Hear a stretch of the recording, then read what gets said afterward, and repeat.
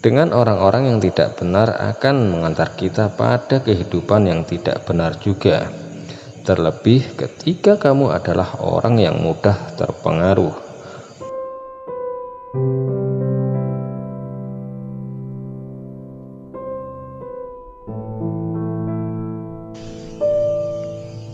Dalam beraktivitas, terkadang kita melakukan kegiatan yang tidak selamanya punya dampak positif kepada diri kita sendiri. Hal tersebut dinamakan kesalahan. Kesalahan biasanya terjadi akibat kelalaian diri sendiri. Namun pada akhirnya ada saja kesalahan-kesalahan yang harus kita lakukan. Kenapa begitu? Agar kita bisa belajar dari kesalahan itu dan menjadi pribadi yang lebih baik. Oke, kali ini saya akan memberikan beberapa kesalahan umum yang pasti akan kamu lakukan. Yang pertama, mempercayai orang yang salah. Kamu mengira dia adalah orang yang bisa diandalkan, namun ternyata dia adalah pemalas, teledor, dan tidak cekatan. Dia mengecewakan dan tidak memenuhi ekspektasimu. Kesalahan ini membuat kita tahu kalau kita tidak boleh percaya orang begitu saja. Mesti ada bukti dulu kalau orang yang akan kita percaya punya latar yang baik. Yang kedua, membuat keputusan secara egois. Egois memang ada dalam setiap diri manusia. Itulah mengapa kesalahan ini pasti banyak dari kita yang mengalami.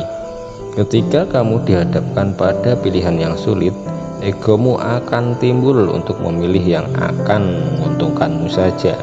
Namun ternyata pilihanmu salah besar. Kesalahan seperti itu mengajarkan kita untuk lebih mengesampingkan ego ketika membuat keputusan. Gunakan logika kritis. Yang ketiga, salah memilih teman.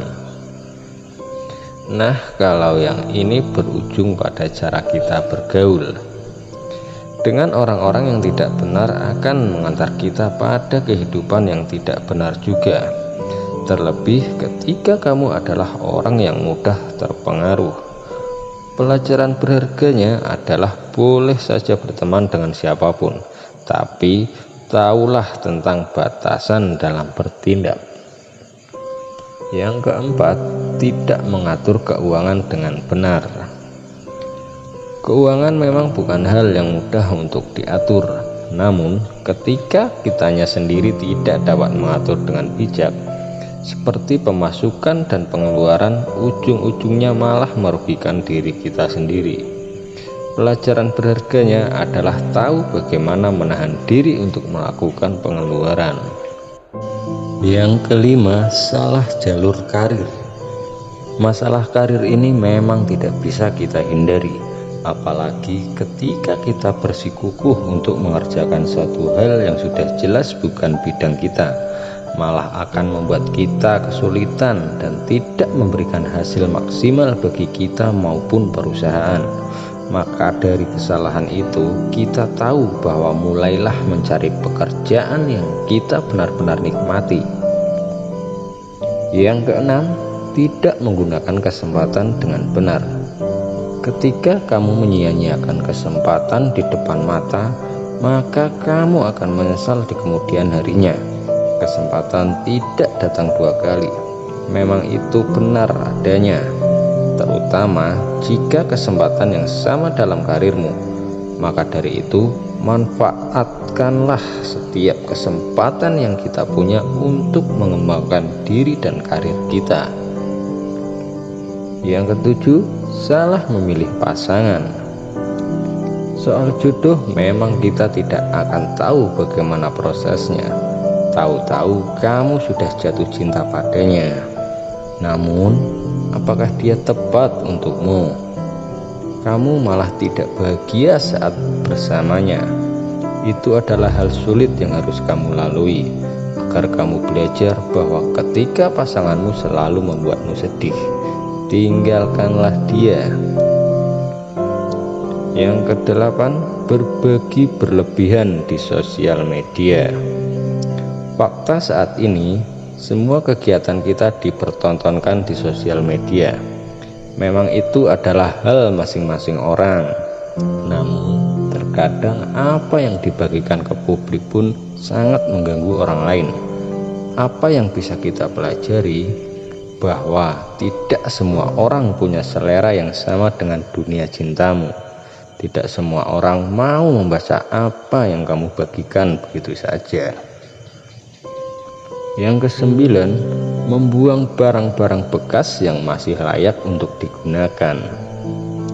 Barang-barang tersebut bisa saja masih bisa kamu pakai sendiri, namun kamu membuangnya begitu saja karena menganggapnya sudah tidak berguna. Kamu menganggap barang-barang itu tidak tren lagi.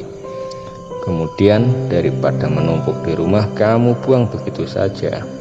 Ketimbang buang begitu saja, kenapa kamu tidak jual atau memberikannya pada orang yang juga membutuhkan? Yang ke-10, melupakan teman-teman ketika sudah punya pacar. Kamu yang baru mulai pacaran boleh saja sedang dalam masa-masanya. Kemudian itu membuatmu lupa akan teman-temanmu, lupa akan mereka yang membantumu dekat dengan si dia, lupa dengan mereka yang hadir ketika kamu galau. Apa yang bisa kamu dapatkan dari tindakan itu? Bahwa teman itu penting, mereka akan hadir di saat kamu butuh. Mereka jugalah yang akan membuat hidupmu lebih berwarna. Yang ke-11, makan berlebihan. Istilahnya lapar mata. Saat ke mall ataupun di restoran, kelihatannya kamu ingin memakan semua makanan yang dalam pandanganmu sangat lezat. Kemudian kamu memesan semuanya sesuai keinginanmu. Meski pada akhirnya kamu tidak bisa menghabiskan atau sangat kekenyangan. Pelajaran yang bisa digali adalah memang makanan itu adalah hal utama, tapi setiap hal juga ada batasannya. Yang ke-12, membantah dan membentak orang tua. Sebagai remaja kita memang ingin kebebasan, tapi juga didukung untuk melakukan kebebasan itu. Namun ketika dilarang oleh orang tua, kita marah dan memperdebatkan masalah itu. Hal itu diperparah ketika kamu dan orang tua tidak mau saling mengalah. Meski begitu, pada akhirnya kamu harus sadari kalau orang tuamu akan selalu memberikan yang terbaik untuk kamu, apapun itu. Yang ke-13, memaksakan diri dalam melakukan sesuatu. Ketika berniat mengerjakan suatu hal, itu adalah hal yang baik. Namun, ternyata tidak memungkinkan untuk kita selesaikan dalam sehari saja. Kita terus-terusan mengerjakannya dengan prinsip yang penting selesai hari ini. Kita membuat hasil yang tidak maksimal, maka kita harus mampu mengontrol diri agar tidak memaksakan kehendak. Lakukan sesuai kemampuan dan batas waktu yang ada secara maksimal. Yang ke-14, banyak mengkritik, tidak memberikan solusi. Kritik akan selalu terlontar dalam diri masing-masing pribadi. Kita akan memberikan pandangan kita terhadap hal yang bagi kita kurang berkenan. Namun, terkadang kita hanya memberi kritikan tanpa masukan untuk orang lain, jadikan patokan untuk perbaiki. Pelajaran yang bisa kita dapat adalah lebih baik kita memberikan masukan yang membangun agar orang lain bisa jadi lebih baik. Yang terakhir, mementingkan keinginan daripada kebutuhan. Dua hal yang bertolak belakang, tapi kadang bisa memang sulit untuk kita tentukan. Rasanya ingin membeli barang yang kita rasa butuh, namun ketika dipikir-pikir lagi ternyata tidak kita butuhkan. Namun akhirnya kita membelinya. kemudian merasa rugi karena ternyata hal itu benar-benar tidak dibutuhkan.